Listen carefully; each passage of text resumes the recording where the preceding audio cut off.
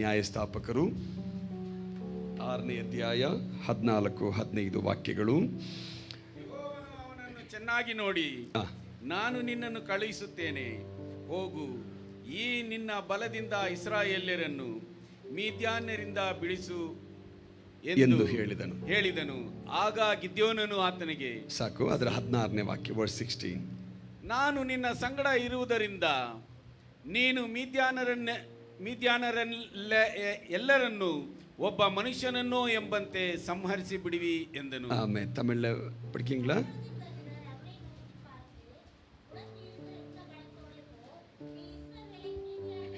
Thank you, Jesus.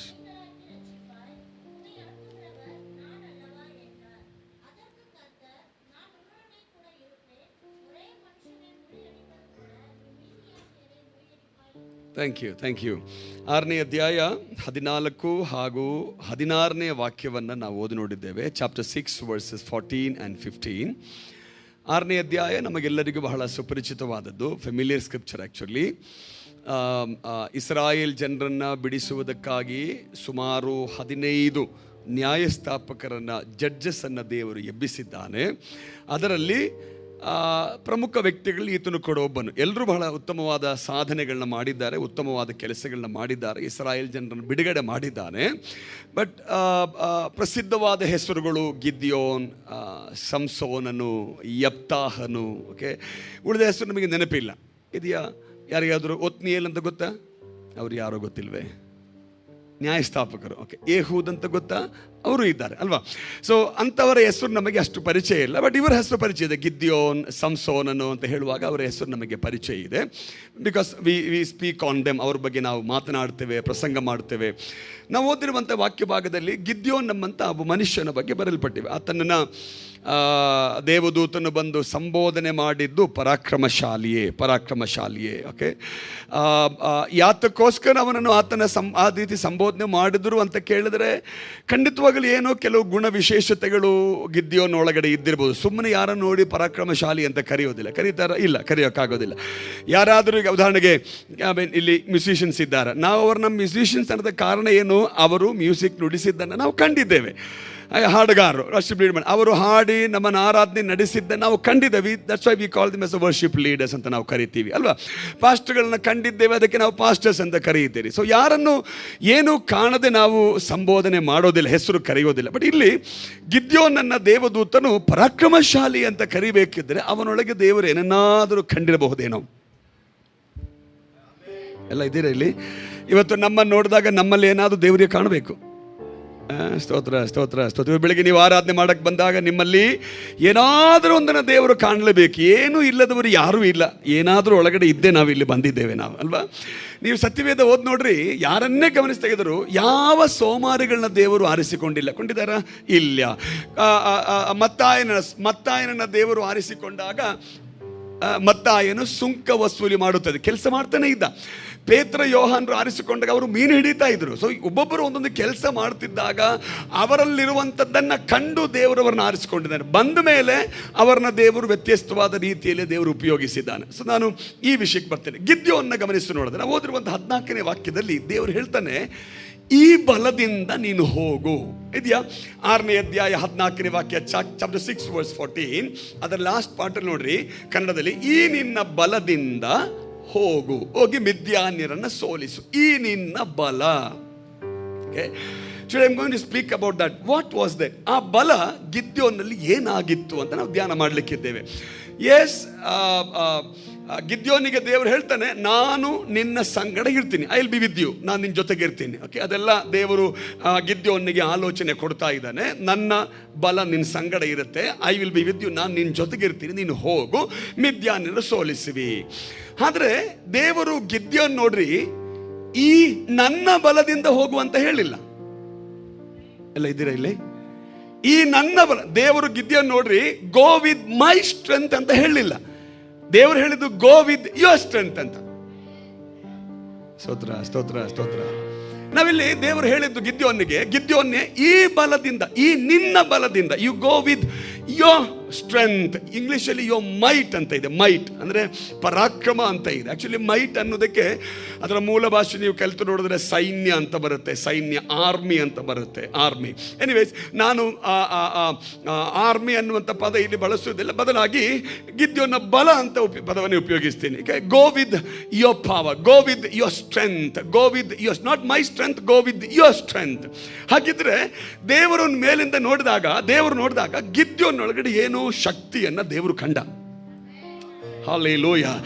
ಭಾನುವಾರ ಬೆಳಗ್ಗೆ ಸಭೆಯೊಳಗೆ ಆರಾಧನೆಗೆ ಬಂದ ದೇವರ ಮಕ್ಕಳೇ, ನಾವು ಸಾಮಾನ್ಯರಲ್ಲ. ನಮ್ಮೊಳಗೆ ಏನೋ ಶಕ್ತಿಯನ್ನು ದೇವರು ಕಂಡಿದ್ದಾನೆ, ನಮ್ಮೊಳಗೆ ಸಾಮರ್ಥ್ಯವನ್ನು ದೇವರು ಕಂಡಿದ್ದಾನೆ, ನಮ್ಮೊಳಗೆ ಬಲವನ್ನು ದೇವರು ಕಂಡಿದ್ದಾನೆ. ಅದಕ್ಕೆ ಬೆಳಗ್ಗೆ ದೇವರು ಸಭೆಯನ್ನು ನೋಡಿ ಹೇಳ್ತಾನೆ, ಈ ಬಲದೊಂದಿಗೆ ಹೋಗಿರಿ ಅಂತ, ಈ ನಿಮ್ಮ ಬಲದೊಂದಿಗೆ ಹೋಗಿರಿ. ಸೊ 4 ವಿಷಯ. ಕಳೆದ ದಿವಸ ನಾನು ತುಂಬ ಸಾರಿ ವಾಕ್ಯ ಪ್ರಸಂಗ ಮಾಡಿದ್ರು ಕೂಡ ಕಳೆದ ಸಾರಿ ವಾಕ್ಯವನ್ನು ಧ್ಯಾನ ಮಾಡಿದಾಗ ನನಗೆ ವ್ಯತ್ಯಸ್ತವಾದ ಆಲೋಚನೆಯನ್ನು ದೇವರು ಕೊಟ್ಟ. ಫೈಂಡ್ ಔಟ್, ಹುಡುಕಕ್ಕೆ ಟ್ರೈ ಮಾಡಿದೆ. ಕರ್ತನೇ, ನೀನು ಹೇಳಿದೆಯಲ್ಲ ಗಿದ್ಯೋನಿಗೆ ನಿನ್ನ ಬಲದಿಂದ ಹೋಗು ಅಂತ ಇದೆ. ಈ ನಿನ್ನ ಬಲದಿಂದ ಹೋಗು ಅಂತ ಇದೆಯಲ್ಲ, ಅದೇನಪ್ಪ? ಈ ಗಿದ್ಯೋನಲ್ಲಿ ಕಂಡಂತ ಬಲ ಏನು? ನೀನು ಅವನಿಗೆ ಹೇಳಿದ್ದಿ ನಾನು ನಿನ್ನ ಜೊತೆಗಿರ್ತೀನಿ ಅಂತ. ಹಾಗಿದ್ದ ನೀನು ಹೇಳಬೇಕಾಗಿತ್ತು ನನ್ನ ಬಲದಿಂದ ಹೋಗು ಅಂತ ಹೇಳಬೇಕಾಗಿತ್ತು. ದೇವರು ಹಾಗೆ ಹೇಳಲಿಲ್ಲ. ದೇವರು ಹೇಳಿದ್ರು ನಿನ್ನ ಬಲದಿಂದ ಹೋಗು. ಸೊ ಅದ್ರ ಬಗ್ಗೆ ನಾನು ಸ್ಟಡಿ ಮಾಡಿದೆ. ಏನಿರ್ಬೋದು ಗಿದ್ಯೋನೊಳಗಿರುವ ಬಲ? ಇವತ್ತು ಬೆಳಗ್ಗೆ ನಾವು ಅದನ್ನು ಕಂಡುಹಿಡಿಯೋಣ. ಹಾಗೆ ಕಂಡುಹಿಡಿಯುವಾಗ ನೀವು ಹೇಳಬೇಕು, ಈ ಬಲ ನಮ್ಮಲ್ಲೂ ಇದೆ. ಮಿದ್ಯಾನ್ಯರನ್ನು ಸೋಲಿಸುವ ಬಲ ನಮ್ಮಲ್ಲೂ ಇದೆ, ಮಿದ್ಯಾನ್ಯರ ಸೋಲಿಸುವ ಶಕ್ತಿ ನಮ್ಮಲ್ಲೂ ಇದೆ. ಅದರ ಮೇಲೆ ದೇವರು ತನ್ನ ಶಕ್ತಿಯನ್ನು ಕೊಡುತ್ತಾನೆ. ನನ್ನಲ್ಲಿರುವಂಥ ಬಲ, ನನ್ನಲ್ಲಿರುವಂಥ ಸಾಮರ್ಥ್ಯ, ನನ್ನಲ್ಲಿರುವಂಥ ಹಾರ್ಡ್ ವರ್ಕ್ ಇದೆಯಲ್ಲ, ಅದರ ಮೇಲೆ ಪರಿಶುದ್ಧಾತ್ಮನು ತನ್ನ ಶಕ್ತಿಯನ್ನು ಸುರಿಸುವಾಗ ಎರಡೂ ಸೇರಿಸಿ ದೊಡ್ಡ ಕಾರ್ಯವನ್ನು ಮಾಡಲಿಕ್ಕೆ ಸಾಧ್ಯವಾಗುತ್ತೆ. ಆ ಬಲ ಏನು ಗಿದ್ಯೋನೊಳಗಿದ್ದು? ಕಮ್ ಟು ಚಾಪ್ಟರ್ 6, 6ನೇ ಅಧ್ಯಾಯ. When you come to verse 11, 11ನೇ ವಾಕ್ಯ ನಾನೇ ಓದ್ತೀನಿ, ಸಮಯ ಅಭಾವ ಇರುವುದರಿಂದ. ಅದರ ಮಧ್ಯಭಾಗದಲ್ಲಿ, ಅವನ ಮಗನಾದ ಗಿದ್ಯೋನ್ಯನು ಮಿದ್ಯಾನ್ಯರಿಗೆ ಗೊತ್ತಾಗದ ಹಾಗೆ ಅಲ್ಲಿಯ ದ್ರಾಕ್ಷೆಯ ಅಲೆಯ ಮರೆಯಲ್ಲಿ ಗೋಧಿಯನ್ನು ಬಡಿಯುತ್ತಿದ್ದನು. ಪದ ಗಮನಿಸಿದ್ದೀರಾ? ಎಲ್ಲಿ? ದ್ರಾಕ್ಷೆಯ ಆಲೆಯ ಮರೆಯಲ್ಲಿ. ದ್ರಾಕ್ಷೆ ತಮಿಳ್ ಎಪ್ಪಡಿ ಅಂತ ವಾರ್ತೆ? ತಮಿಳ್ ಎಪ್ಪಡಿ ಅಂತ ವಾರ್ತೆ? அப்படி போட்டிருக்க கர்வாலி மரம் அப்படி போட்டிருக்கா?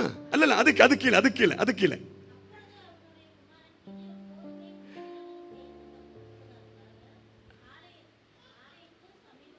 எங்க எந்த சமயப்பு? ஆலை. என்ன ஆலை சொன்னா? Correct, thank you. ಹೇಗಿದೆ? Almost you are nearing that. ಅಲ್ಲಿ ಗಮನಿಸಿ ನೋಡ್ರಿ, ಆ ವಾಕ್ಯ ಕನ್ನಡದಲ್ಲಿ ದ್ರಾಕ್ಷೆಯ ಆಲೆ ಅಂತ ಇದೆ. ಆಕ್ಚುಲಿ ಇಂಗ್ಲಿಷಲ್ಲಿ I think wine stipe something is there. Wine stripes,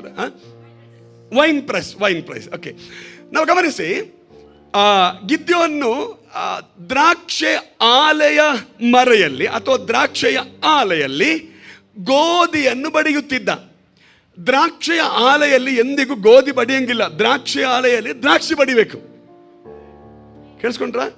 ದ್ರಾಕ್ಷೆ, ಇದು ನಿಮಗೆ ಗೊತ್ತಾಗಬೇಕಾದ್ರೆ, ಏನು, ನಾನು ಆ ಪಿಕ್ಚರ್ ತಂದಿಲ್ಲ.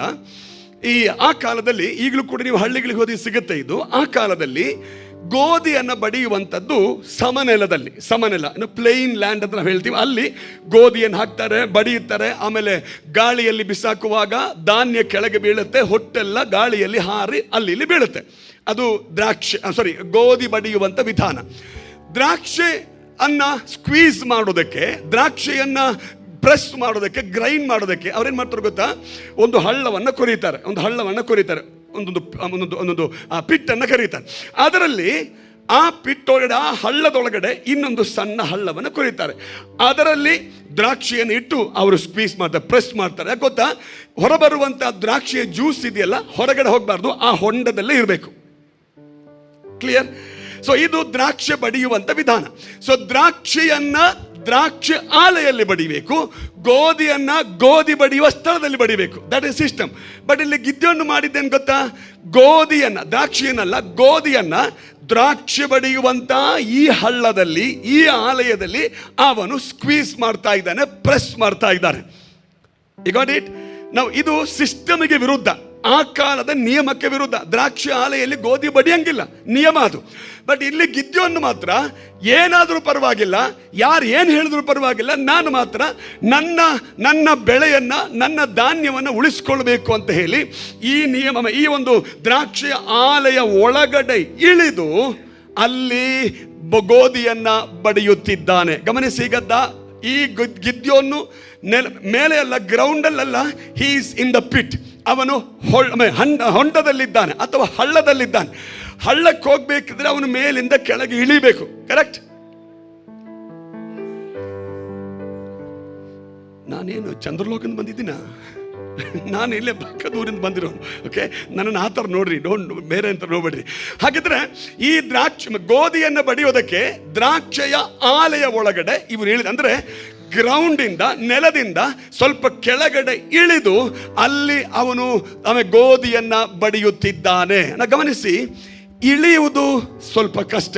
ಕರೆಕ್ಟ್? ಯಾರಿಗೂ ಇಳಿಯೋದು ಇಷ್ಟ ಇಲ್ಲ, ಹತ್ತೋದೇ ಇಷ್ಟ.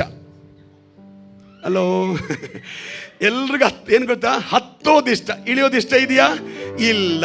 ಬಟ್ ಒಂದು ನೀವು ಅರ್ಥ ಮಾಡ್ಕೊಳ್ಳಿ, ಆವಾಗ ನಾವು ಇಳಿಬೇಕು. ಕೆಲವರಿಗೆ ಇಷ್ಟ ಆಗಿಲ್ಲ, ಪಾಸ್ಟ್ರೇ ದೇವರು ನಮ್ಮನ್ನು ಹತ್ತಿಸ್ತಾರೆ, ನೀವು ಇಳಿಸಕ್ಕೆ ಬಂದಿದ್ದೀರಾ. ಹೌದು, ಇವತ್ತು ನಾನು ಬಂದಿದ್ದು ನಿಮ್ಮನ್ನು ಇಳಿಸಕ್ಕೆ. ಆಮೇಲೆ ಆಗಾಗ ನಾವು ಸ್ವಲ್ಪ ಇಳಿಬೇಕು. ಎಲ್ಲಿಗೆ? ಆಮೇಲೆ ಅದರ ಆಕ್ಚುಲಿ ಆತ್ಮೀಕ ಅರ್ಥಕ್ಕೆ ಬಂದರೆ, ಇವನು ಹಳ್ಳಕ್ಕೆ ಅಥವಾ ಹೊಂಡಕ್ಕೆ ಇಳಿದಂಥದ್ದು ಅವನ ತಾಳ್ಮೆಯ ಮನಸ್ಸನ್ನು ಹೇಳುತ್ತದೆ, ಅವನ ತಗ್ಗಿಸುವಿಕೆಯನ್ನು ಹೇಳುತ್ತದೆ. ಹಾಗಿದ್ರೆ ದೇವರು ಗಿದ್ಯೋನಿಗೆ ಹೇಳಿದು, ಈ ನಿನ್ನ ಬಲದಿಂದ ಹೋಗು. ಮೊದಲನೆಯ ಬಲ ಅವನ ತಾಳ್ಮೆ. ಹಲ್ಲೆಲೂಯ. ಈ ನಿನ್ನ ಬಲದಿಂದ ಹೋಗುವಂತ ದೇವರು ಹೇಳಿದ್ರಲ್ಲ, ಏನಪ್ಪ ಬಲ? ಗಿದ್ಯೋನ್ ನೋಡಿ ದೇವರು ಹೇಳ್ತಾನೆ, ನಾನು ನಿನ್ನ ನೋಡಿದಾಗ ನಿನ್ನೊಳಗೆ ತಗ್ಗಿಸುವ ಮನೋಭಾವನೆಯನ್ನು ಕಂಡಿದ್ದೇನೆ, ನಿನ್ನೊಳಗೆ ತಾಳ್ಮೆಯ ಸ್ವಭಾವವನ್ನು ಕಂಡಿದ್ದೇನೆ, ಅದು ನಿನಗಿರುವಂತ ಬಲ. ಹಲ್ಲೆಲೂಯ. ಇವತ್ತು ಬೆಳಗ್ಗೆ ಸಭೆಗೆ ಒಂದು ದೇವರ ಆಲೋಚನೆ ಹೇಳ್ತೀನಿ. ಯಾರು ತಗ್ಗಿಸಿಕೊಳ್ತಾರೋ ಅವರನ್ನ ದೇವರು ಮೇಲೆ ಕೆತ್ತುತ್ತಾನೆ. ಯಾರು ತಾಳ್ಮೆ ಉಳ್ಳವರಾಗ್ತಾರೋ ಅವರನ್ನ ದೇವರು ಎಂದಿಗೂ ಕೆಳಗಡೆ ಹೋಗೋದಕ್ಕೆ ಬಿಡೋದಿಲ್ಲ. ಅವರನ್ನು ದೇವರು ಮೇಲೆ ಕೆತ್ತುವನಾಗಿದ್ದಾನೆ. ಇವತ್ತು ದೇವರ ಮಕ್ಕಳೇ, ನನಗೂ ನಿಮಗಿರುವಂತ ಬಲಗಳಲ್ಲಿ ಒಂದು ನಮ್ಮ ತಾಳ್ಮೆ. ಕೆಲವರು ಹೇಳ್ತಾರೆ ಕೋಪ ಜಾಸ್ತಿ ಇದ್ರೆ ದಟ್ ಇಸ್ ಮೈ ಪವರ್. ಅಲ್ಲ, ಅದು ಡೂಪ್ಲಿಕೇಟ್. ಕೋಪ ನಮ್ಮ ಬಲವಲ್ಲ, ತಾಳ್ಮೆ ನಮ್ಮ ಬಲ. ಸ್ತೋತ್ರ ಸ್ತೋತ್ರ ಸ್ತೋತ್ರ. ಅಹಂಕಾರ ನಮ್ಮ ಬಲವಲ್ಲ, ತಗ್ಗಿಸಿಕೊಳ್ಳುವುದು ನಮ್ಮ ಬಲ.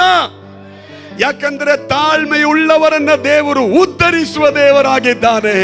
ಅಹಂಕಾರಿಗಳನ್ನ ದೇವರು ದೊಬ್ಬುವಂತ ದೇವರಾಗಿದ್ದಾನೆ. ಇವತ್ತು ಬೆಳಗ್ಗೆ ದೇವರು ನಮ್ಮನ್ನ ನೋಡುವಾಗ ನಮ್ಮಲ್ಲಿ ಅಹಂಕಾರ ಕಾಣದಿರಲಿ, ಜಂಬ ಕಾಣದಿರಲಿ, ನಮ್ಮಲ್ಲಿ ತಾಳ್ಮೆಯನ್ನ ದೇವರು ಕಾಣಲಿ. ಅದು ನಮ್ಮ ಸ್ಟ್ರೆಂತ್. ಆಹಾ, ನಾನು ಇದನ್ನು ಧ್ಯಾನ ಮಾಡಿ ನೋಡಿದಾಗ ನನಗೆ ಬಹಳ ಖುಷಿ. ದೇವರೇ, ಗಿದ್ಯೋನ್ನ ಈ ಬಲ ಯಾರಿಗೂ ಗೊತ್ತಿರಲಿಲ್ವೇ, ನನಗೆ ತಿಳಿಸಿಕೊಟ್ಟಿದ್ದೀಯ. ನಾನು ಇನ್ನು ಮುಂದೆ ಗಿದ್ಯೋನ್ನ ಹಾಗೆ ನನ್ನನ್ನು ತಾನೇ ತಗ್ಗಿಸಿಕೊಂಡು ತಾಳ್ಮೆಯಿಂದ ದೇವರು ನನ್ನನ್ನು ಎಷ್ಟು ಮೇಲೆ ಕೆತ್ತಿದರು. ನನ್ನ ಹೃದಯದಲ್ಲಿ ತಗ್ಗಿಸುವ ಮನೋಭಾವನೆ. ದೇವರು ನನಗೆ ಎಷ್ಟು ವರಗಳನ್ನು ಕೊಟ್ಟರು, ಎಷ್ಟು ತಾಲಂತು ಕೊಟ್ಟರು. ನನ್ನ ಹೃದಯದಲ್ಲಪ್ಪ ನಾನು ಏನೂ ಇಲ್ಲ ಅಂತ ತಾಳ್ಮೆಯ ಮನೋಭಾವನೆ, ಇದನ್ನು ದೇವರು ಬಲವಾಗಿ ಪರಿಗಣಿಸುತ್ತಾನೆ. ಹಾಲೆಲೂಯ. ಎಷ್ಟೋ ಬಲವುಳ್ಳಂತಹ ಬಲವಂತನಾದಂತಹ ಲೂಸಿಫರನು, ಆಮೇಲೆ 7 ಪ್ರಧಾನ ದೇವದೂತರುಗಳಲ್ಲಿ ಒಬ್ಬನಾಗಿದ್ದ ಲೂಸಿಫರ, ಅವನು ಬಹಳ ಶಕ್ತಿ ಇದ್ದವನಾಗಿದ್ದ, ಬಹಳ ಬಲವುಳ್ಳವನಾಗಿದ್ದ.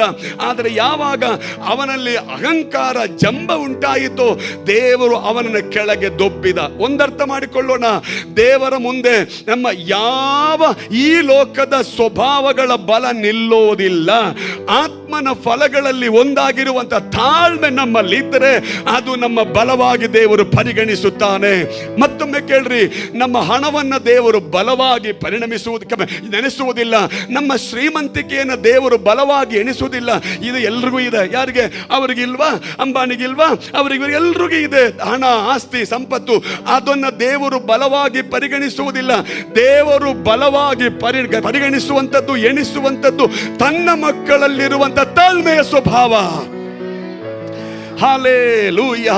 ಮಿದ್ಯಾನ್ಯರನ್ನ ಸೋಲಿಸುವುದಕ್ಕೆ ನಾನು ನಿನ್ನ ಸಂಗಡ ಇರ್ತೀನಪ್ಪ, ನೀನು ಒಬ್ಬ ವ್ಯಕ್ತಿಯನ್ನೋ ಎಂಬಂತೆ ಅಷ್ಟು ಜನರನ್ನು ನೀನು ಸೋಲಿಸುತ್ತಿ ಸತ್ಯ. ಆದರೆ ನಿನ್ನನ್ನು ನಾನು ನೋಡಿದಾಗ ನಿನ್ನೊಳಗಡೆ ನಾನು ತಾಳ್ಮೆಯನ್ನು ಕಂಡಿದ್ದೇನೆ. Go with your strength. ನೀವು ಅದರಲ್ಲಿ ಐ ಥಿಂಕ್ ತಮಿಳಿನ ವಾಕ್ಯ ಚೆನ್ನಾಗಿದೆ. If you come to chapter 6 6ನೇ ಅಧ್ಯಾಯ, ರೀಡ್ ವರ್ಸ್ 14. ಬೇಗ 14ನೇ ವಾಕ್ಯ, ಅದು ಆರಂಭದ ಸ್ಟಾರ್ಟಿಂಗ್ ಅಲ್ಲಿ ಮಾತ್ರ 14 ವಚನ, ವರ್ಸ್ 14. ಏನವ ಗಿದ್ಯೋನೆ ಬೋದು ಯಾರೇ ಪಾತಾರ, ಬಟ್ ಕನ್ನಡದಲ್ಲಿ ಚೆನ್ನಾಗಿದೆ. ಏನಂತಿದೆ? ಏನ್ ನೋಡಿದ್ರಂತೆ? ನೋಡೋದಕ್ಕೂ ಚೆನ್ನಾಗಿ ನೋಡೋ ವ್ಯತ್ಯಾಸ ಇಲ್ವಾ? ಇದೆಯಲ್ವಾ? ಈಗ ನಾನು ಕಾಲೇ ಬ್ರದರ್ನ ಚೆನ್ನಾಗಿ ನೋಡಿದ ಅರ್ಥ, ಟೈ ಚೆನ್ನಾಗಿದೆ, ಶರ್ಟ್ ಚೆನ್ನಾಗಿದೆ, ಸ್ವಲ್ಪ ಹೊತ್ತೊಂದು 5 ನಿಮಿಷ ನೋಡ್ಕೊಂಡೇ ಇರ್ತೀನಿ ನಾನು. ಚೆನ್ನಾಗಿ ನೋಡು, ದಟ್ಸ್ ಓಕೆ. ನೋಡೋದಕ್ಕೂ ಚೆನ್ನಾಗಿ ನೋಡೋ ವ್ಯತ್ಯಾಸ ಇದೆಯಾ? ಇದೆ. ಹಾಗಿದ್ದರೆ ದೇವರು ಗಿದ್ಯೋನನ್ನ ತಮಿಳ ನೋಕಿ ಪಾರ್ತ, ಈ ನೋಕಿ ಪಾರ್ತ ಅದು ಸ್ವಲ್ಪ ಸ್ಟ್ರಾಂಗ್ ಅಲ್ವಾ? ನೋಕಿ ಜನ ಕೊಂಚ, ನೋಕಿ ಪಾರ್ತ ಏನೋ ಕೊಂಚ ಜಾಸ್ತಿ ಬರ್ತಾನೆ. ಕರೆಕ್ಟ್. ನಾವು ಗಮನಿಸಿ, ಚೆನ್ನಾಗಿ ನೋಡಿದಂಥ ದೇವರು ಗಿದ್ಯೋನನ್ನ ಸ್ವಲ್ಪ ಚೆನ್ನಾಗಿ ನೋಡಿದಾಗ, ಡೀಪ್ ಆಗಿ ನೋಡಿದಾಗ, ಅವನ ಹೃದಯದಲ್ಲಿ ದ ಗುಡ್ ಕ್ಯಾರೆಕ್ಟರ್ ಆದಂತ ತಾಳ್ಮೆಯನ್ನು ದೇವರು ಕಂಡ.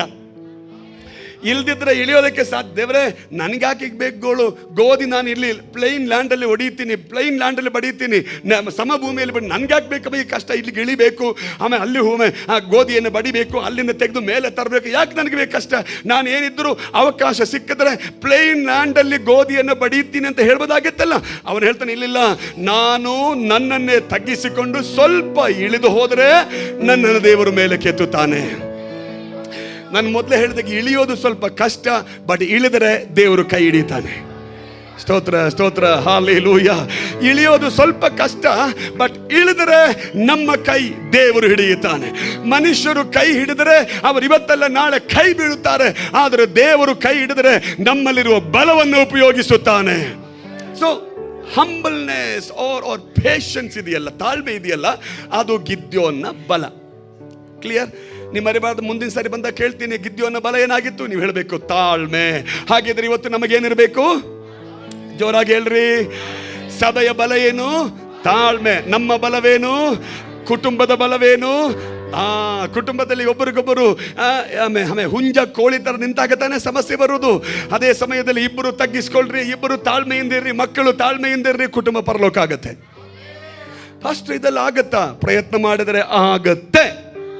ಯಾಕೆ? ನಮ್ಮಲ್ಲಿರುವಾತನು ಪರಿಶುದ್ಧಾತ್ಮನು. ನಮ್ಮಲ್ಲಿರುವಾತನು ಲೂಸಿಫರ್ನಲ್ಲ, ನಮ್ಮಲ್ಲಿರುವಾತನು ಪರಿಶುದ್ಧಾತ್ಮನು. ಪರಿಶುದ್ಧಾತ್ಮನು ತಾಳ್ಮೆ ಆತ್ಮನಾಗಿದ್ದಾನೆ. So what is the strength? ತಾಳ್ಮೆ, ತಗ್ಗಿಸಿಕೊಳ್ಳುವಿಕೆ. ನಾನು ಇದ್ರ ಬಗ್ಗೆ ಬಹಳಷ್ಟು ವಿಚಾರಗಳು ಹೇಳಲಿಕ್ಕಿದೆ. I continue. ಒಂದು, ತಾಳ್ಮೆ ಅನ್ನುವುದು ಗಿದ್ಯೋನ್ನ ಬಲ. ದೇವರು ನೋಡಿ ಹೇಳ್ತಾನೆ, ಈ ಬಲದಿಂದ ಹೋಗು. ಸೆಕೆಂಡ್ ಒನ್, ಈ ವೈರಿಯನ್ನು ಸೋಲಿಸುವುದಕ್ಕೆ ನಮಗೆ ಎಷ್ಟು ಎನರ್ಜಿ ಇದೆಯೋ ಅಷ್ಟೇ ತಾಳ್ಮೆನೂ ಬೇಕು. ಈ ಸೈತಾನ್ನ ಸೋಲಿಸುವುದಕ್ಕೆ ನಮಗೆಷ್ಟು ಆತ್ಮನ ಶಕ್ತಿ ಇದೆಯೋ ಅಷ್ಟೇ ತಾಳ್ಮೆನೂ ಬೇಕು. ಯಾಕೊತ್ತಾ? ನಾವು ಒಂದ್ಸಾರಿ ಪೀಸ ಅವನು ಹೋಗೋದಿಲ್ಲ, ಎರಡನೇ ಸಾರಿ ಪೀಸ ಹೋಗೋದಿಲ್ಲ. ಆಗ ನಮಗೇನಾಗುತ್ತೆ? ನೀನು ಹೋಗಲ್ವಾ, ಬರ್ತೀನಿ ನೋಡು ಅಂತ ನಿಧಾನಕ್ಕೆ ನಮ್ಮೊಳಗೆ ಪಿತ್ತ ಜಾಸ್ತಿ ಆಗ್ತಿದ್ದಾನೆ. ಇಲ್ಲ. ನಾವು ಒಂದೇ ಮಾತು ಹೇಳುವಾಗ ಸೈತಾನ್ ಹೋಗಬೇಕು, ಹೋಗ್ತಾನೆ. ಆದರೆ ಈ ಸಮಯದಲ್ಲಿ ನಮ್ಮ ಸ್ವಭಾವವನ್ನು ಪರೀಕ್ಷೆ ಮಾಡುವಂತ ಒಂದು ಸಮಯ ಕೂಡ ಅದು. ಎಷ್ಟು ತಾಳ್ಮೆಯಿಂದ ಇರ್ತೀಯ, ಎಷ್ಟು ತಗ್ಗಿಸಿಕೊಂಡಿರ್ತೀಯ, ಎಷ್ಟು ತಾಳ್ಮೆಯಿಂದ ಕಾರ್ಯ ಮಾಡ್ತೀಯ. ಹಾಗಿದ್ರೆ ತಾಳ್ಮೆ ನಮಗೆ ದೇವರು ಕೊಟ್ಟ ಬಲ, ಅದು ನನ್ನಲ್ಲಿರುವ ಬಲ. ಆಮೇಲೆ ಇವತ್ತು ಬೆಳಗ್ಗೆ ನಮ್ಮ ಪ್ರಾರ್ಥನೆ, ಅಪ್ಪ ತಗ್ಗಿಸಿಕೊಳ್ಳುವಂಥ ಮನೋಭಾವನೆ ದಯಪಾಲಿಸು, ತಾಳ್ಮೆಯ ಸ್ವಭಾವ ನನಗೆ ಕೊಡು. ಕೋಪ ಬೇಡ ಸ್ವಾಮಿ, ವೈರಾಗ್ಯ ಬೇಡಪ್ಪ, ಅಸೂಯೆ ಬೇಡಪ್ಪ, ಕ್ರೋಧ ಬೇಡ, ಇದೆಲ್ಲವನ್ನ ಬಿಟ್ಟು ನಾನು ತಾಳ್ಮೆಯಿಂದ ಇರ್ತೀನಿ. ಒಂದು ಹೇಳಿದ್ರೆ ಎರಡು ಮಾತಿಗೆ ನಾವು ಶೌಟ್ ಮಾಡ್ತೀವಲ್ಲ, ಅದು ಒಳ್ಳೆಯ ಲಕ್ಷಣ ಅಲ್ಲ, ಅದು ನಮ್ಮ ಬಲ ಅಲ್ಲ, ಅದು ನಮ್ಮ ಬಲಹೀನತೆ. ಸ್ತೋತ್ರ. ಈ ಲೋಕದವರನ್ನು ನೋಡಿ, ಹೊರಗಿನವರನ್ನು ನೋಡಿ ಹೇಳ್ತಾರಲ್ಲ, ಅವನು ಕೋಪ ನೋಡ್ರಿ, ಅವನು ಹೆಂಗಿದ್ದ ನೋಡ್ರಿ. ನಮಗೆ ಅವನು ಸ್ವಲ್ಪ ದೊಡ್ಡವನಾಗಿ ಕಾಣಿಸ್ಬೋದೇನೋ, ಬಟ್ ದೇವರ ದೃಷ್ಟಿಯಲ್ಲಿ ಅವನು ಏನೂ ಇಲ್ಲ. ಹೌದು, ಎಷ್ಟೋ ಸತ್ಯವೇದ ವಾಕ್ಯ ಭಾಗಗಳಿವೆ. ಯಾರೆಲ್ಲ ತಗ್ಗಿಸಿಕೊಳ್ಳದೆ ಅಹಂಕಾರ ಪಟ್ಟಿದ್ದಾರೋ ಅವರೆಲ್ಲರನ್ನು ದೇವರು ಕಾಡಿಗೂ ಕಳಿಸಿದ್ದಾನೆ, ಊರಿಗೂ ಕಳಿಸಿದ್ದಾನೆ, ಜೈಲಿಗೂ ಕಳಿಸಿದ್ದಾನೆ. ಬೈಬಲ್ ನೋಡ್ರಿ, ನೆಬೂಕದ್ನೆಚ್ಚರ್ ಹೋದ, ಕಾಡಿಗೆ ಹೋದ ಇಲ್ವಾ? ಯಾಕೆ? ಅಹಂಕಾರ. ಅದರಿಂದ ಇವತ್ತು ಬೆಳಗ್ಗೆ ನಮ್ಮ ಪ್ರಾರ್ಥನೆ, ನನಗೆ ತಾಳ್ಮೆ ಎಂಬ ಬಲ ಬೇಕು. ದ ಸೆಕೆಂಡ್ ಒನ್, ಇವನು ಅದೇ ವಾಕ್ಯದಲ್ಲಿ 6ನೇ ಅಧ್ಯಾಯ 14ನೇ ವಾಕ್ಯದಲ್ಲಿ ಇದೆ, 14 ಸಾರಿ ಅದರ 12ನೇ ವಾಕ್ಯದಲ್ಲಿ ಇವನೇನ್ ಮಾಡ್ತಾ ಇದ್ದ? ಗೋಧಿ ಬಡಿಯುತ್ತಿದ್ದ. ನನ್ನ ಪ್ರಶ್ನೆ, ಆ ಇಸ್ರಾಯೇಲ್ರಿಗೆ ಅಷ್ಟು ಜನ ಇದ್ದಾಗ ಅವ್ರಿಗೆ ಯಾರಿಗೂ ಗೋಧಿ ಬಡಿಬೇಕಂತ ಮನಸ್ಸು ಬರ್ಲಿಲ್ವಾ? ನೀವಾಗ ಅಧ್ಯಾಯ ಓದ್ ನೋಡ್ರಿ, ಯಾರು ಬರಲಿಲ್ಲ. ಎಲ್ಲರೂ ಒಳಗಡೆ, ಮನೆ ಒಳಗಡೆ ಭಯದಿಂದ, ಬೈಬಲ್ ಹೇಳುತ್ತೆ ಅವರು ಭಯದಿಂದ ನಮ್ಮ ದೇವರ ಮುಂದೆ ಮೊರೆ ಇಟ್ಟರು ಅಂತ ವಾಕ್ಯ ಹೇಳುತ್ತೆ. ಆಗ ದೇವರು ಗಿದ್ಯೋನ್ನೇ ಬೆಳೆಸಿದ. ನನ್ನ ಪ್ರಶ್ನೆ, ಅಷ್ಟು ಇಸ್ರಾಯೇಲ್ ಸುಮಾರು 30 ಲಕ್ಷ ಜನ ಇಸ್ರಾಯೇಲ್ರ ಮಧ್ಯದಲ್ಲಿ ಗೋಧಿ ಬಡಿಯುವುದಕ್ಕೆ ಯಾರು ಬರಲಿಲ್ವಾ? ಯಾರು ಇಲ್ವಾ? ಇದ್ರು, ಬಟ್ ಯಾಕೆ ಬರಲಿಲ್ಲ ನನ್ಗೆ ಗೊತ್ತಿಲ್ಲ. ಭಯ, ಹೆದರಿಕೆ. ಬಟ್ ಆಗ ಒಬ್ಬ ಮಾತ್ರ, ಗಿದ್ಯೋನ್ ಎಂಬ ಒಬ್ಬ ಮನುಷ್ಯ ಮಾತ್ರ ಎದ್ದು ಗೋಧಿ ಬಡಿಯೋದಕ್ಕೆ ಬಂದಲ್ಲ. ಅದೇನು ಹೇಳುತ್ತೆ? ಸ್ತೋತ್ರ, ಧೈರ್ಯ, ಥ್ಯಾಂಕ್ ಗಾಡ್, ಧೈರ್ಯ. ಬಟ್ ನನ್ನದು ಓದಿದಾಗ ನನಗೆ ಅನಿಸಿದ್ದು, ಎಲ್ಲ ಇಸ್ರಾಯೇಲ್ ಜನರ, ದೇವ ಜನರ ಬೆಳೆಯನ್ನ ಮಿದ್ಯಾನ್ಯರು ಹಾಳು ಮಾಡುತ್ತಿದ್ದಾಗ ಗಿದ್ಯೋನೊಳಗೆ, ಕರ್ತನೇ, ನನ್ನ ಜನರು ಸೊತ್ತು ಹಾಳು ಮಾಡ್ತಾ ಇದ್ದಾರಲ್ಲ, ನನ್ನ ಜನರ ಸಂಪತ್ತನ್ನು ಇವರು ಹಾಳು ಮಾಡ್ತಾ ಇದ್ದಾರಲ್ಲ, ಈಗ ನಾನು ಸುಮ್ಮನಿದ್ದರೆ ಸಾಲದು ಅಂತ ಹೇಳಿ ಜನರ ಮೇಲಿರುವಂತ ಕಾಳಜಿಯನ್ನು ಅವನು ತೋರಿಸಿದ. ಹಲ್ಲೆಲೂಯಾ. ಇಂಗ್ಲಿಷ್ ಬೇಕಿದ್ರೆ, his care for the people was his strength. ಜನರ ಬಗ್ಗೆ ಇರುವಂತ ಈ ಗಿದ್ಯೋನ್ನ ಕಾಳಜಿ ಇದೆಯಲ್ಲ, ಕೇರ್ ಇದೆಯಲ್ಲ, ಅದು ಗಿದ್ಯೋನ್ನ ಬಲವಾಗಿತ್ತು. ಇವತ್ತು ಬೆಳಗ್ಗೆ ಸಭೆಗೆ ಹೇಳ್ತೀನಿ, ನೀವು ಸಭೆಗೋಸ್ಕರ ಒಂದು ಹೊತ್ತು ಉಪವಾಸ ಮಾಡಿದ್ರೆ ಅದು ನಮ್ಮ ಬಲ. ಸಭೆಗೋಸ್ಕರ ಕಣ್ಣೀರಿಟ್ಟು ಪ್ರಾರ್ಥನೆ ಮಾಡಿದ್ರೆ ಅದು ನಮ್ಮ ಬಲ.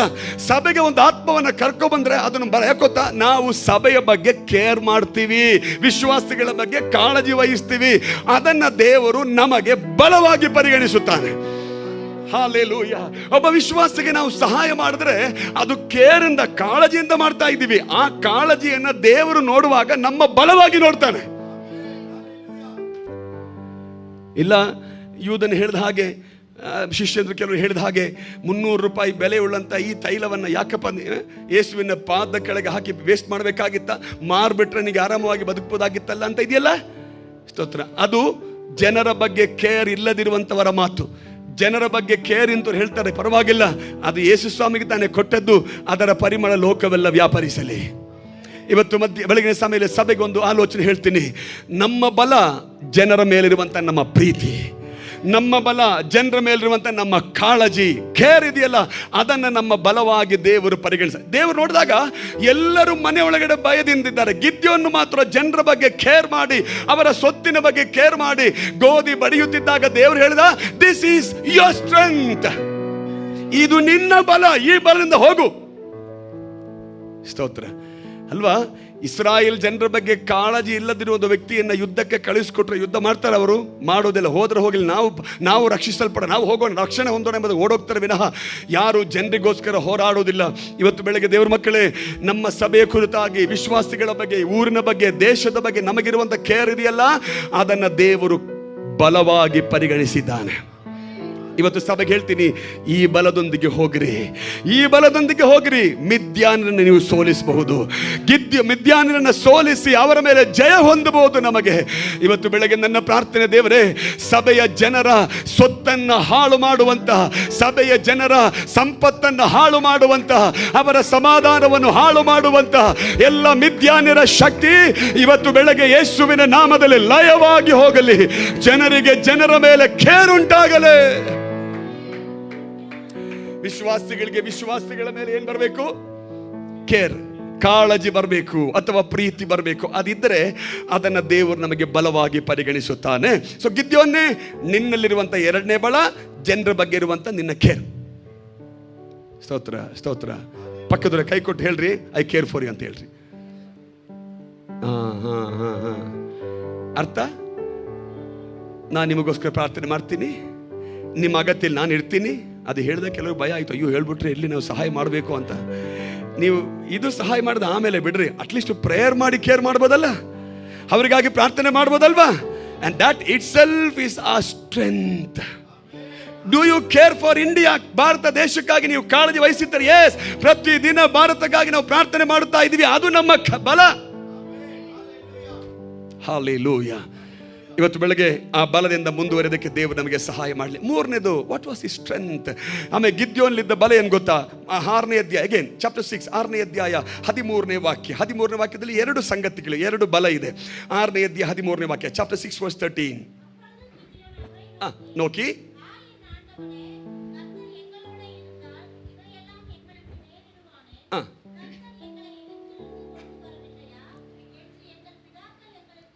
என்று எங்கள் பிதாக்கள் எங்களுக்கு, பாருங்க பாருங்க பாருங்க,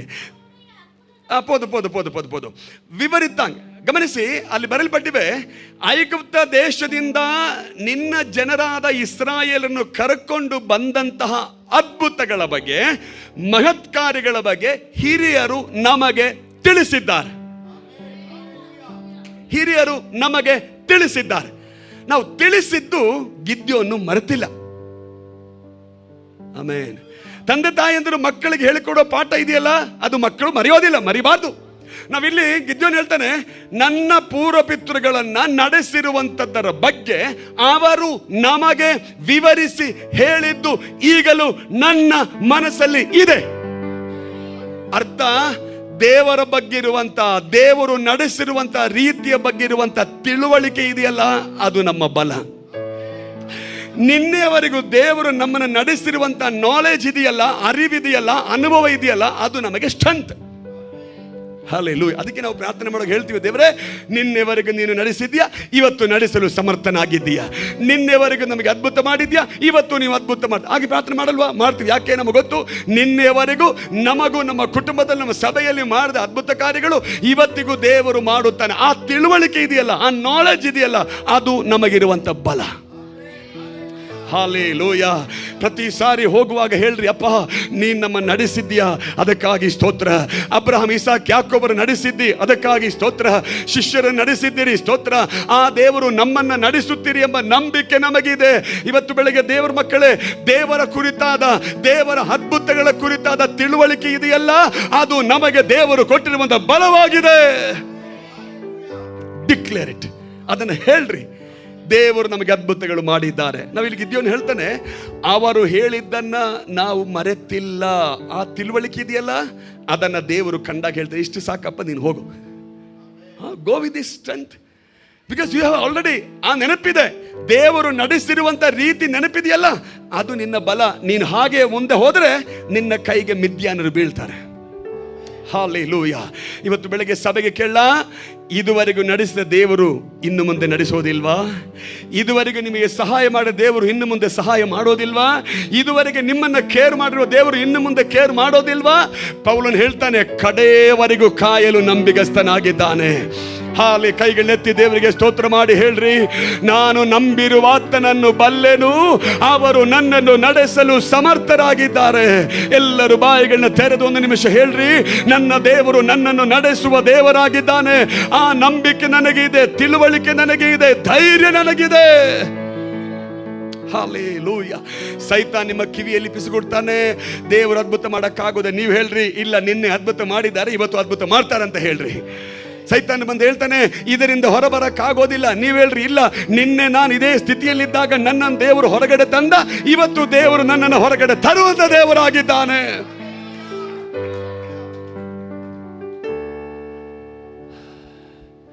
பாஸ்டர் ஒண்ணுமே இல்லையே, பரவாயில்ல விட்டுருங்க. ஒண்ணுமே இல்லையே பாஸ்டரே, ஒன்றும் வேண்டாம். உள்ளே ஆண்டவர் பற்றி அந்த அறிவு இருக்கா, அந்த நாலேஜ் இருக்கா, அது நம்முடைய பலம். ಪಾಸ್ಟ್ರೇ, ಬಾಡಿ ಎಲ್ಲ ಸಿಕ್ನೆಸ್ಸು, BP, ಶುಗರು, ಅದು ಇದು ಎಲ್ಲ ಅದು ಇರಲಿ, ಒಂದು ಕಡೆ ಬರ್ತಾ ಹೋಗುತ್ತೆ, ನಥಿಂಗ್ ಟು ವರಿ. ಬಟ್ ಹೇಳ್ರಿ, ಇವೆಲ್ಲವುಗಳ ಮಧ್ಯದಲ್ಲಿ ದೇವರು ಯಾರು ಅಂತ ಅರಿವು ನನಗಿದೆಯಲ್ಲ, ಅದು ನನ್ನ ಬಲವಾಗಿದೆ. ಹಲ್ಲೆಲೂಯಾ. ಇವತ್ತು ದೇವರ ಮಕ್ಕಳೇ, ಗಿದ್ಯೋನ್ನೇ, ನೀನು ಈ ಬಲದಿಂದ ಹೋಗು. ಯಾವ ಬಲ? ಅರಿವು, ಜ್ಞಾನ, ತಿಳುವಳಿಕೆ, ಅನುಭವ, ಇದು ಸಾಕು ನನಗೆ. And that is why ನಾವು ಇಂಗ್ಲಿಷ್ ಹೇಳ್ತೀವಿ, experience makes A man perfect ಅಂತಲ್ಲ. ಅನುಭವಗಳು ಮನುಷ್ಯರನ್ನ ಪರಿಪೂರ್ಣ ಮಾಡುತ್ತಂತೆ. ನಮ್ಮ ಅನುಭವ ಇದೆಯಲ್ಲ, ಅದು ನಮ್ಮನ್ನ ಪರಿಪೂರ್ಣತೆಗೆ ನಡೆಸುತ್ತೆ. ಎಕ್ಸ್ಪೀರಿಯನ್ಸಸ್, ಅನುಭವಗಳು ಬಹಳ ಮುಖ್ಯ. ದೇವರ ಅನುಭವ, ಒಬ್ಬೊಬ್ಬರಿಗೆ ಒಂದೊಂದು ಅನುಭವ, ಒಂದಲ್ಲ 100 ಅನುಭವಗಳನ್ನು ಕೊಟ್ಟಿದ್ದಾನೆ. ಅದನ್ನು ಅರಿಕೆ ಮಾಡ್ತಾ ಇರಲಿ. ಅರಿಕೆ ಮಾಡ್ರಿ. ಮೊನ್ನೆ ದೇವರು ನನಗೆ ವಾಸಿ ಮಾಡ್ದ, ಇವತ್ತು ದೇವರು ನನಗೆ ವಾಸಿ ಮಾಡ್ತಾನೆ. ಮೊನ್ನೆ ದೇವರು ನನ್ನ ಜಯತೆ ನಡೆಸಿದ, ಇವತ್ತು ದೇವರು ನನಗೆ ಯೆಹೋವ ನಿಸ್ಸಿ ಆಗಿದ್ದಾನೆ. And that is the strength of Gideon. ನಾಲ್ಕನೇದಾಗಿ ಅದೇ ವಾಕ್ಯದಲ್ಲಿ ಬರೆಯಲ್ಪಟ್ಟಿ ಅವನು ಕೇಳ್ತಾನೆ, ದೇವರೇ ಆ ಅದ್ಭುತಗಳು ಎಲ್ಲಿ ಇದೆಯಲ್ಲ, ಅದೇ ವಾಕ್ಯದಲ್ಲಿ ಲಾಸ್ಟ್ ಭಾಗ, ಆಂಡವರೇ அந்த அற்புதங்கள் எங்கே? எப்போ அது கேட்டிருக்கீங்களா? எங்கே கேட்கிறது? ಪಂಚಶತಮ ದಿನದಲ್ಲಿ ಸುರಿಸಿದ ಆತ್ಮನ ಅಭಿಷೇಕ ಎಲ್ಲಿ ಕೇಳಿದ್ದೀರಾ?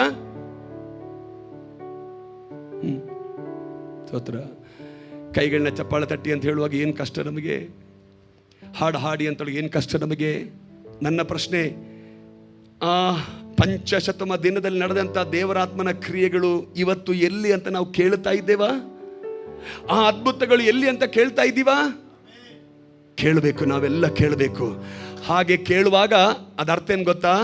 ನಮ್ಮೊಳಗೆ ಆತ್ಮದಾಹ ಇದೆಯಂತ ಅರ್ಥ, ಸ್ಪಿರಿಚುವಲ್ ಹಂಗ್ರಿ ಇದೆ ಅಂತ ಅರ್ಥ. ಈ ಗಿದ್ಯೋನಿ ಕೇಳಿ, ಗಿದ್ಯೋನಿ what is your strength? I have a spiritual hungry. ನಿನ್ನೆ ಕಂಡಂತ ಅದ್ಭುತ ಇವತ್ತು ಕಾಣಬೇಕು ಅಂತ ಆಸೆ ಇದೆಯಲ್ಲ, ಅದು ನನ್ನ ಬಲ. ಹಾಲೆಲೂಯಾ. ದೇವರಿಗೆ ಇಂಥವ್ರು ಬೇಕು. ನೀವು ಪ್ರವಾದಿಗಳ ಪುಸ್ತಕ ಓದಿ ನೋಡಿದೆ, ಪ್ರವಾದಿ ಕೇಳ್ತಾನೆ, ದೇವರೇ ಯುಗಗಳ ಹಿಂದೆ ನಡೆದಂತ ಆ ಮಹತ್ಕಾರ್ಯಗಳು ಇವತ್ತು ನಮ್ಮ ಮಧ್ಯದಲ್ಲಿ ಮಾಡು. ಅಲ್ಲಿ ಇಲ್ಲಿ ನಡೆಯುವಂತ ಅದ್ಭುತಗಳು ಇಲ್ಲಿ ನೆರವೇರಲಿ. ಸ್ತೋತ್ರ ಸ್ತೋತ್ರ ಸ್ತೋತ್ರ ಸ್ತೋತ್ರ. ಅಮೆರಿಕದ ನಡೆಯುವಂತ ಉಜ್ಜೀವನ ಇಲ್ಲಿ ನಡೆಯಲಿ. ಅಲ್ಲಿ ರೋಗಿಗಳು ವಾಸಿ ಆಗ್ತಾರೆ, ಯೂಟ್ಯೂಬ್ ಅಲ್ಲಿ ನೋಡ್ತಾ ಇದೀವಿ, ಅದು ಇಲ್ಲಿ ನಡೆಯಲಿ.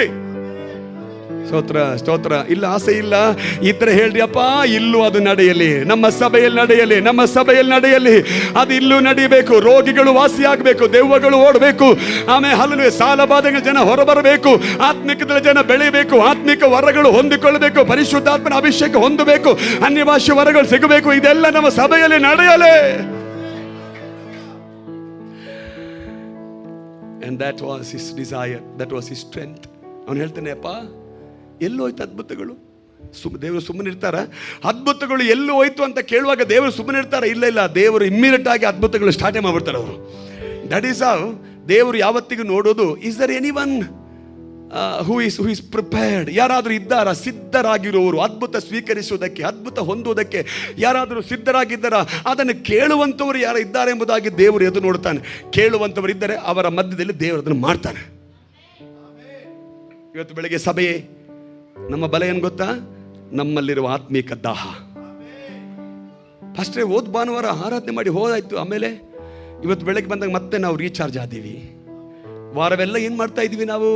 ಇಲ್ಲ, ಪ್ರತಿದಿನ ಈ ಸ್ಪಿರಿಚುವಲ್ ಹಂಗ್ರಿ ನಮ್ಮಲ್ಲಿ ಇರಬೇಕು, ಪ್ರತಿದಿನ ಆತ್ಮಿಕ ದಾಹ ನಮ್ಮಲ್ಲಿ ಇರಬೇಕು. ಅದಿದ್ರೆ ಅದು ನಮ್ಮ ಬಲ. ಹಲ್ಲೆಲೂಯಾ. ಗಿದ್ಯೋನಿಗೆ ದೇವರು ಹೇಳಿದ್ದೇನು ಗೊತ್ತಾ? ಈ ಬಲದಿಂದ ನೀನು ಹೋಗು. 4 ತರದ ಬಲದ ಬಗ್ಗೆ ಹೇಳಿದೆ. ಜೊತೆಗೆ ದೇವರು ಹೇಳ್ತಾನೆ, ನೀನು ಹೋಗಪ್ಪ, ನಾನು ನಿನ್ನ ಜೊತೆಗೆ ಇರ್ತೀನಿ. ಇದೆಲ್ಲ ಇದೆ ನಿನ್ನಲ್ಲಿ. ಗೋ with this power and along with that ನಾನು ನಿನ್ನ ಜೊತೆಗೆ ಇರ್ತೀನಿ. ಇದಕ್ಕಿಂತ ಹೆಚ್ಚೇನು ಬೇಕು ಹೇಳ್ರಿ? ನಾನು ನನ್ನ ದೇವರು ನಾವು ಮೆಜಾರಿಟಿ, ನಾನು ನನ್ನ ದೇವರು ನಾವು ಮೆಜಾರಿಟಿ. ಹಾಲೆಲೂಯಾ. ಲೋಕದ ಪ್ರಕಾರ ನಾವು ಮೈನಾರಿಟಿ, ಬಟ್ ನಮ್ಮ ಪ್ರಕಾರ ನಾವು ಮೆಜಾರಿಟಿ. ಯಾಕೆ? ನಾವು ದೇವರು ಇದ್ದೀವಿ ಜೊತೆಗೆ. ಅದು ಇವತ್ತು ಬೆಳಗ್ಗೆ ನಾವು ಹೀಗೆ ಈ ಬಲದಿಂದ ಹೋದಾಗ ದೇವರ ಬಲವು ನಮ್ಮ ಜೊತೆಗಿರುತ್ತೆ. ದಟ್ ಈಸ್ ವೇರ್ 16ನೇ ವಾಕ್ಯದಲ್ಲಿ ದೇವರು ಹೇಳಿದ್ದು, ಅಷ್ಟು ಮಿದ್ಯಾನ್ ಸೈನ್ಯವನ್ನು ಒಬ್ಬನೋ ಎಂಬಂತೆ ನೀನು ಸಂಹಾರ ಮಾಡುವೆ. ಸುಮಾರು 1,30,000ಕ್ಕಿಂತ ಹೆಚ್ಚು ಸೈನಿಕರು ಮಿದ್ಯಾನಲ್ಲಿದ್ದಾರೆ. ದೇವರು ಹೇಳಿದನು ಗೊತ್ತಾ? ನಿನ್ನ ಜೊತೆಗೆ 300 ಜನ ಸಾಕಪ್ಪ. 1,30,000 ಜನ ಇಲ್ಲಿ, 300 ಜನ ಇಲ್ಲಿ. ದೇವರ ಸಾಕು, ನನಗೆ 300 ಜನ ಸಾಕು. I need only 300 people. ಯಾರು ಗೊತ್ತಾ? ಕಷ್ಟಪಟ್ಟು ನಾಯಿ ನೆಕ್ಕಿ ನೀರು ಕುಡಿದ ಹಾಗೆ ನೀರು ಕುಡಿಯುವಂಥವರು. Ready for anything and everything. Ready for anything and everything. ತ್ಯಾಗ ಮಾಡೋದಕ್ಕೆ ಸಿದ್ಧರಾಗುವವರು, ಶ್ರಮ ಪಡುವುದಕ್ಕೆ ಸಿದ್ಧರಾದವರು ಇದ್ದರೆ ಅವರನ್ನ ನೋಡಿ ದೇವರು ಹೇಳ್ತಾನೆ, ನೀನು ಮಿದ್ಯಾನ್ಯರನ್ನು ಸೋಲಿಸುವೆ. ಹಾಲೆಲೂಯಾ. ಇವತ್ತು ಬೆಳಗ್ಗೆ ಸಭೆಗೆ ಹೇಳ್ತೀನಿ, ನಮ್ಮಲ್ಲಿ ದೇವರು ಬಲವನ್ನು ಇಟ್ಟಿದ್ದಾನೆ. ಆ ಬಲವನ್ನು ಗುರುತಿಸಿಕೊಳ್ಳ್ರಿ, ಆ ಬಲವನ್ನು ತಿಳಿದುಕೊಳ್ಳ್ರಿ. ಜೊತೆಗೆ ಪರಿಶುದ್ಧಾತ್ಮನ ಬಲವು ನಮ್ಮ ಜೊತೆಗಿರುತ್ತೆ. ಎಲ್ಲ ಕಣ್ಣುಗಳು ದೇವರ ಸಲ್ಲಿ ಮುಚ್ಚಲ್ಪಡಲಿ. ಪ್ರಾರ್ಥನೆ ಮಾಡೋಣ. ದೇವರು ತಾನೇ ನಮ್ಮನ್ನು ಬಲಗೊಳಿಸಲಿ. ಹಾಲೆಲೂಯ. ಯೇಸುವಿನ ನಾಮದಲ್ಲಿ ಸ್ವಾಮಿ, ನಿನ್ನ ವಾಕ್ಯದ ಮುಂದೆ ನಮ್ಮನ್ನು ತಗ್ಗಿಸಿಕೊಡುತ್ತಾ ಇದ್ದೇವೆ. ನೀವು ಕೊಟ್ಟಂತ ವಾಕ್ಯಗಳಿಗಾಗಿ ಸ್ತೋತ್ರ. ಹೌದಪ್ಪ, ನಿಮ್ಮ ಬಲ ಕರ್ತನೆ ನಮ್ಮ ಜೊತೆಗಿರುವಾಗಲೇ ನಮ್ಮೊಳಗಿರುವ ಬಲವನ್ನು ನೀನು ಬಲ್ಲವನಾಗಿರುವುದಕ್ಕಾಗಿ ಸ್ತೋತ್ರ. ನಮಗೆ ತಾಳ್ಮೆಯನ್ನು ಕೊಡು ಸ್ವಾಮಿ, ನಮಗೆ ಜನರ ಮೇಲೆ ಪ್ರೀತಿಯನ್ನು ಕೊಡಪ್ಪ ಕರ್ತನೆ. ಹಾಲೆಲೂಯ. ನೀವು ನಡೆಸಿರುವಂತಹ ರೀತಿಯ ಬಗ್ಗೆ ಇರುವಂತಹ ತಿಳುವಳಿಕೆ ನಮಗೆ ದಯಪಾಲಿಸು. ಆತ್ಮನ ದಾಹ ಹಸಿವೆ ನಮಗೆ ದಯಪಾಲಿಸಪ್ಪ. ಈ ದಿನಮಾನಗಳಲ್ಲಿ ನಿಮ್ಮ ಅದ್ಭುತಗಳನ್ನ ಕಂಡು ಸಂತೋಷವಾಗಿರುವಂತೆ ನಮಗೆ ಸಹಾಯ ಮಾಡು. ಓ thank you Jesus, thank you Jesus. ಯೇಸುವಿನ ನಾಮದಲ್ಲಿ ಈ ನಿನ್ನ ಜನರಲ್ಲಿರುವಂತಹ ಬಲ ಯೇಸುವಿನ ನಾಮದಲ್ಲಿ ಪ್ರತ್ಯಕ್ಷವಾಗಲಿ ಸ್ವಾಮಿ, ಪ್ರತ್ಯಕ್ಷವಾಗಲಿ ಯೇಸುವಿನ ನಾಮದಲ್ಲಿ. ನಾವು ಸಾಮಾನ್ಯ ಜನರಲ್ಲಪ್ಪ, ಅಭಿಷೇಕ ಇಲ್ಲಿ ಉಳ್ಳವರಾದ್ದರಿಂದ ನಾವು ಕರ್ತನೇ ನಿಮ್ಮ ಸನ್ನಿಧಿಯಲ್ಲಿ ಶ್ರೇಷ್ಠರಾಗಿದ್ದೇವೆ. ಬಲ ಕೊಡು, ಬಲ ಕೊಡಪ್ಪ. ನಿಮ್ಮ ಶಕ್ತಿ ನಮ್ಮ ಸಂಗಡ ಇರಲಿ, ನಿಮ್ಮ ಸಾನ್ನಿಧ್ಯ ನಮ್ಮ ಸೊತ್ತಿರಲಿ. ನಮ್ಮೊಳಗಿರುವಂಥ ಬಲ ಜೊತೆಗೆ ದೇವರ ಸಾನ್ನಿಧ್ಯ. ಮಿದ್ಯಾನ್ಯರು ಸೋಲಿಸಲ್ಪಡ್ತಾರೆ, ಮಿದ್ಯಾನ್ಯರು ಸೋಲಿಸಲ್ಪಡ್ತಾರೆ, ಮಿದ್ಯಾನ್ಯರು ಸೋಲಿಸಲ್ಪಡ್ತಾರೆ. ನಂಬೋಣವೇ ಯೇಸಪ್ಪ, ಮಗದೊಮ್ಮೆ ನಮ್ಮನ್ನು ತಗ್ಗಿಸಿಕೊಡುತ್ತೇವೆ. ಆಶೀರ್ವದಿಸು, ರಕ್ತ ಕೊಟ್ಟೊಳಗೆ ಮರೆ ಮಾಡು. ನಿನ್ನ ಮಕ್ಕಳನ್ನು ಬಲಗೊಳಿಸೋದಕ್ಕಾಗಿ ಸ್ತೋತ್ರ. ನಿಮ್ಮ ಸೇವಕರಿರುವಂಥ ಜಾಗದಲ್ಲಿ, ಅವರ ಸೇವೆಯಲ್ಲಿ ಅವರನ್ನು ಆಶೀರ್ವದಿಸು. ಸಭೆಯ ಮೇಲೆ ನಿನ್ನ ಕರುಣೆ ಇರಲಿ. ಈ ಸಭೆಗೆ ನೀನು ಕೊಟ್ಟಂತ ಸ್ಟ್ರೆಂತ್ಗಾಗಿ ಸ್ತೋತ್ರ. ಈ ಸಭೆಯ ನಿನ್ನ ಮಕ್ಕಳ ಮೇಲೆ ಕೊಟ್ಟಂತ ಸ್ಟ್ರೆಂತ್ಗಾಗಿ ನಿಮಗೆ ಸ್ತೋತ್ರ. ಅದನ್ನು ಉಪಯೋಗಿಸುವಂತವರಿಗೆ ಸಹಾಯ ಮಾಡು ಯೇಸುವಿನ ನಾಮದಲ್ಲಿ ತಂದೆಯೇ.